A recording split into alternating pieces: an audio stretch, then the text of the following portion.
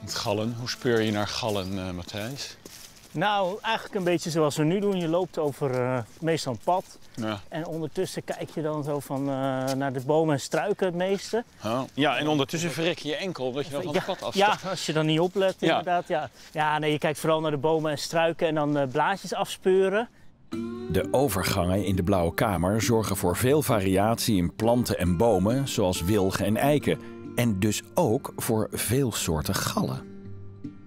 Ah, hier zo bijvoorbeeld zie ik er al eentje. Ja. En dan, dit is de Meidoorn rozetgalmug.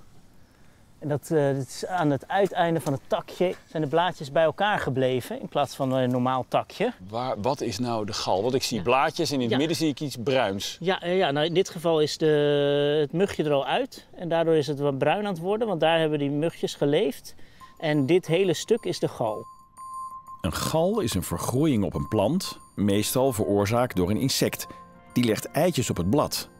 De plant maakt als reactie hierop woekerweefsel aan rondom het eitje, waardoor de gal ontstaat. Die plant die denkt dat er een soort enorme wond zit en dat hij dat dicht moet groeien. Waardoor uiteindelijk die gal ontstaat en dat larfje dus daar veilig in kan leven. Ik heb even beter. Dit is de schietwilg-vratmijt. Een klein vratje op schietwilg, veroorzaakt door de mijt. Maar hoe werkt dit dan weer? Dit is niet een verkronkeling van het blad. Nee. Dit is iets meer een klassieke gal. Het is niet zo groot, maar die mijt is ook een stuk kleiner. Dus die heeft hier genoeg aan. En hier binnenin leven dan de mijten. Alleen die zijn zo klein dat de mijten zelf moeilijk te zien zijn. Is dat 1 mijt per gal? Nee, dat kan er een hele groep zijn. Oké. Ja. Ja, naast de schietwilg-vratmijt zit hier ook de schietwilg-bladrandmijt. En die maakt niet een net vrasje, maar een beetje een omgeslagen bladrandje. Is het hard? Ja, het is best een harde buitenkant. Ja, ik zie wel hier iets, zo zie je hem. Dit is nog wel een jonkie, maar je ziet wel dat hij een beetje een donkere kop heeft. Ja, ik zie een friebeltje, zitten. Heel goed, ja. Het is natuurlijk een hele slimme manier om je kleine gerut veilig te houden. Ja, precies. Ja. Je nakomelingen. Je zit toch een stuk veiliger in zo'n verdikt, toch best hard stukje aan de buitenkant. Zullen we eens even naar de eiken gaan? Ja, daar zit ook het meeste op. Daar zit het meeste op. Ja? Oh ja.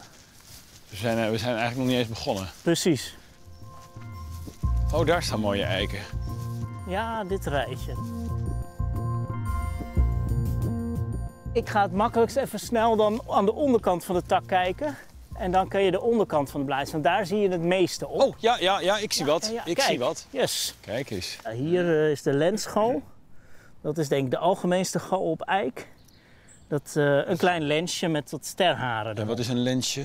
Ja, dat is in het midden een beetje bol. Dus vandaar lijkt het op een lens. En die heeft wat sterharen op het oppervlakte. Kijk, hier zie ik nog iets.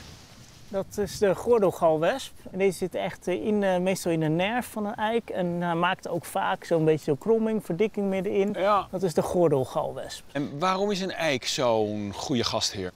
Wat vaak voor plantengallen belangrijk is stabiliteit. Ja, die eiken die kunnen honderden jaren worden. Dus die stabiliteit die zorgt dat als een galveroorzaker eenmaal zo'n eik gevonden heeft... Nou ja, dan kan hij nog 150 jaar of zo daar op die goede plek zich voortplanten. Want de nakomelingen blijven hier ook gewoon hangen. Ja, precies. Die leggen hier hun eitjes ook weer. Die hebben het voor een hele lange tijd hebben ze het hier goed.